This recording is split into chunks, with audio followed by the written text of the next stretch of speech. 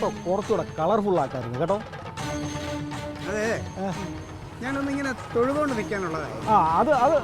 അത് ശരി, കുറച്ചുകൂടെ ഒരു ഇത് വന്നേ അല്ലേ?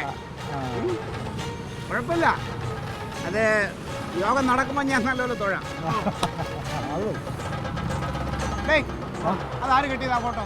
ആ പോസ്റ്റിൽ ആര് ഫോട്ടോ വെച്ച് കിട്ടിയത്? ഞാൻ തന്നെ. നീ കെട്ടിയാണെങ്കിൽ അതിന് ചരിവുണ്ട്. അത് ഇങ്ങനെ ഇത് കണ്ട, ഇത് കറക്റ്റാണ്. ഈ ഫോട്ടോ ഇരിക്കും പോലെ തന്നെ അതും ഇരിക്കണം, അത് ചരിഞ്ഞിരിക്കണല്ലോ. Correct correct. ഒരു കാര്യം ചെയ്യുമ്പോൾ അത് കൃത്യമായിട്ട് ചെയ്യണം. അത് നീയല്ലേ? ഇതൊക്കെ ഇങ്ങനെയാണോ ഇരിക്കേണ്ടത്? ആരെങ്കിലും കണ്ട ചരിഞ്ഞു പോയാലിയാ അത് അങ്ങനെ അല്ലല്ലോ. ഇപ്പൊ നേരെ ആയില്ലല്ലോ. അത് ഇതുമായിട്ട് കറക്റ്റായി. അല്ല, ഞാൻ ഒരു സംശയം ചോദിച്ചോട്ടെ, അല്ല എന്ത് വിശദീകരണമാണ് അവിടെ നടത്താൻ പോകുന്നത്? കല്യാണം. ഇവിടെ രാഷ്ട്രീയം എഴുതി വെച്ചിട്ടുണ്ടോ? രാഷ്ട്രീയ വിശദീകരണ യോഗം. നീ ബംഗാളിയൊന്നും അല്ലല്ലോ? ഞാൻ തനി മലയാളിയാണ്. ആണല്ലോ. ഇത് എഴുതിയിരിക്കുന്നത് മലയാളമാണ്. വായിക്കാറിയെങ്കിൽ വായിച്ചു നോക്ക്. രാഷ്ട്രീയ വിശദീകരണം വായിക്കാനൊക്കെ അറിയാം. ഇതൊക്കെ ഈ ഇലക്ട്രിക്കൽ പോസ്റ്റിൽ വെക്കാൻ പാടുണ്ടോ? അത് ചോദിക്കാൻ താൻ ആരാണ്? ഞാൻ ആരായിക്കോട്ടെ, ഇത് വെക്കാൻ പാടുണ്ടോ? പാടുണ്ട്, ഒരുപാട് പാടുണ്ട്. ഇത് ഞങ്ങൾ ഏണി വെച്ച് കയറി ഒരു രണ്ടാളും കൂടെ ആ പോസ്റ്റിൽ ഒരുപാട് പാടുണ്ട്. ഇത് വെക്കാൻ പെട്ടെന്നൊന്നും അങ്ങനെ വെക്കാൻ പറ്റൂല. ഇത് മര്യാദയ്ക്ക് എടുത്ത കാലത്താണ്, അല്ല എന്റെ സ്വഭാവം മാർക്കട്ടെ.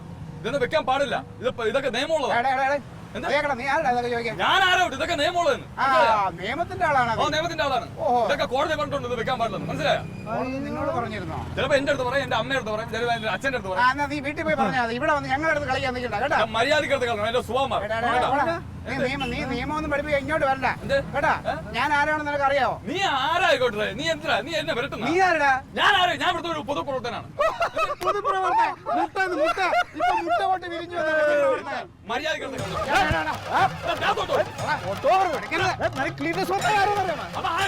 അവനെ ആരെയും എനിക്കെന്താ ഈ നിൽക്കുന്ന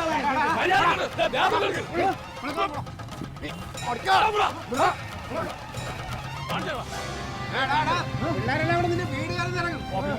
പിന്നെ കളിക്കുന്നു. നമസ്കാരം. എന്റെ ജീവിതത്തിൽ ആദ്യമായിട്ടാണ് ഞാൻ ഒരു ഫേസ്ബുക്കിൽ ലൈവ് വരുന്നത്. ഈ സംഭവങ്ങൾ കണ്ടോ? ഇതൊക്കെ നാട്ടിന് അനീതിയായിട്ട് കാണിക്കുന്നത്. ഇതൊരു രാഷ്ട്രീയക്കാരനാണ്, ഒരു തുക്കട രാഷ്ട്രീയക്കാരനാണ്. അവൻ നമ്മുടെ ഇലക്ട്രിക്കൽ പോസ്റ്റിൽ, അതായത് കോടതിയിൽ നിയമം ലംഘിച്ചുകൊണ്ട് ഇയാളാണ് നിയമം ലംഘിച്ചുകൊണ്ട് നമ്മുടെ നാട്ടിനെ, ഇവനൊക്കെ വല്ല രാഷ്ട്രീയക്കാരും മന്ത്രിയായ നമ്മുടെ നാടിന്റെ അവസ്ഥ നിങ്ങൾ എല്ലാവരും പ്രതികരിക്കണം.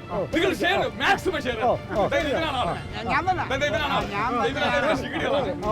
ഞാനിത് വെറുതെ ഈ വഴി നടന്നു പോയപ്പോൾ ഒന്ന് ചോദിച്ചു പോയി, ഇതിൽ വെക്കാൻ പാടില്ല, കോടതി നിയമം ലംഘിച്ച് ചെയ്യരുത് എന്ന് പറഞ്ഞപ്പോൾ ഇവനൊക്കെ എന്നെ അടിച്ചു പോയി.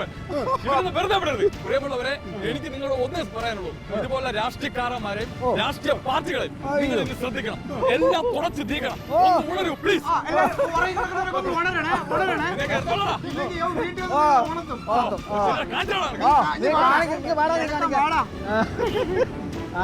വീഡിയോ പിടുത്തം ഇതൊക്കെ മൊബൈലിൽ എടുത്തോണ്ട് എന്താ ചെയ്യണ? എന്റെ ആളിയാ, ഇവനെ ഈ അടുത്തായിരിക്കും വല്ല രണ്ട് കിട്ടിയത്. അത് ഓർത്ത് വെക്കാൻ വേണ്ടിട്ട് എടുത്ത് വെച്ചതായിരിക്കും. ഇല്ലെങ്കിൽ അവൻ വീട്ടിൽ കൊണ്ട് എല്ലാരെയും കാണിക്കാനായിരിക്കും. എന്റെ വിധം മാറിയോണ്ടല്ലോ അവനെ ഞാൻ ഇതിൽ ഒരെണ്ണം കൂടെ വേടാ. ഇതിൽ ഒരെണ്ണം കൂടെ വേടാ. ഇതിൽ ഒരെണ്ണം കൂടെ വെക്കാം. അപ്പുറത്തെ സൈഡ് വേടാ. അവിടെ വേടാ, അപ്പുറത്ത് വേടാ. പറഞ്ഞ് ഇലക്ഷൻ കഴിഞ്ഞെത്തി. പക്ഷേ ഇപ്രാവശ്യത്തെ ലോക്സഭ ഇലക്ഷനിൽ എങ്ങനെ പോയാലും നമ്മളെ പാർട്ടി ഒരു 10,000 വോട്ട് കൂടുതൽ പിടിക്കും. എനിക്കൊരു പ്രതീക്ഷയില്ല. നമ്മൾ ഇതും പറഞ്ഞുകൊണ്ട് ഇവിടെ കയറി ഇരുന്നിട്ട് കാര്യമില്ല. അങ്ങോട്ട് പുറത്തിറങ്ങി പ്രവർത്തിക്കണം. നമ്മളിപ്പോ എന്ത് പ്രവർത്തനമാണ് കാഴ്ചവെക്കുന്നത്? നീ പ്രവർത്തനത്തെ കുറിച്ചൊന്നും നീ എന്നെ പഠിപ്പിക്കരുതേ കേട്ടാ. നിന്നെക്കാളും കുറെ ഇലക്ഷൻ കൂടുതൽ ഉണ്ടവനാണ് ഈ ഞാൻ. ഇലക്ഷൻ അല്ലല്ലോ, ഓണമല്ലേ നമ്മൾ ഉണ്ണുന്നത്. എടാ പോട്ടാ, അത് രണ്ടും ഒന്ന് തന്നെ. എടാ ഓണം എല്ലാ വർഷവും ഉണ്ണുന്നതാണ്. പക്ഷേ ഇലക്ഷൻ 5 കൊല്ലത്തിൽ ഒരിക്കലുള്ള അല്ല മണ്ട. അതവൻ പറഞ്ഞ കാര്യമുണ്ട്. ആ വിവരം പോലും നിനക്കില്ല. എന്നിട്ട് നീയാണ് ഇനിയിപ്പോ നമ്മളെ പഠിപ്പിക്കാൻ വന്നത്. ഞാൻ അതല്ല പറഞ്ഞു. എനിക്ക് പ്രധാനമന്ത്രിയാവുന്ന കാര്യം നിന്നെ ആക്കാം. നമസ്കാരം പ്രസിഡന്റ്. ഓ, പാർട്ടി ഓഫീസിലുണ്ട്. വീഡിയോ നോക്കാം. വിളിക്കാം, നോക്കിയിട്ട് വിളിക്കാം. പ്രസിഡന്റ്, എൻ്റെ എന്തോ വീഡിയോ എന്തോ ഈ ഫേസ്ബുക്കിൽ ഇറങ്ങിക്കണം. ആരുമായിട്ടാണ് നേതാവേ?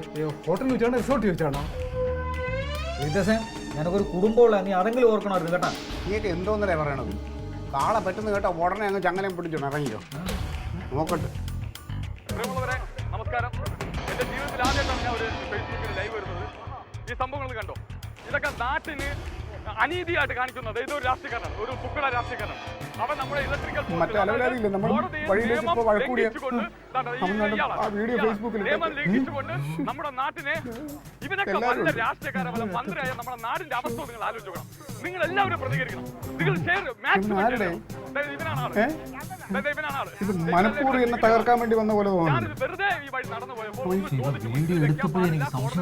ഇതെടുത്ത് ഇതിനകത്തൊക്കെ ഇടേണ്ട വല്ല കാര്യമുണ്ടോ? എനിക്ക് എന്നെ അടിച്ചുപൻ വെറുതെ പ്രിയമുള്ളവരെ എനിക്ക് നിങ്ങളോട് പ്രസിഡന്റ് അതാണ് സംസാരത്തിൽ ഇത്തിരി ഗൗരവം ഉണ്ടായിരുന്നു എനിക്ക് തോന്നി. ഇത് നിങ്ങൾ ഇന്ന് ശ്രദ്ധിക്കണം. എല്ലാം പുറത്ത് നീക്കണം. ഒന്ന് ഉണരും. ചെയ്യാൻ അയ്യോ ദേ കേന്ദ്രത്തിൽ സഹായി എടുക്കണോ? എടുത്തിട്ട് ഞാൻ ഇല്ലാന്ന് പറ.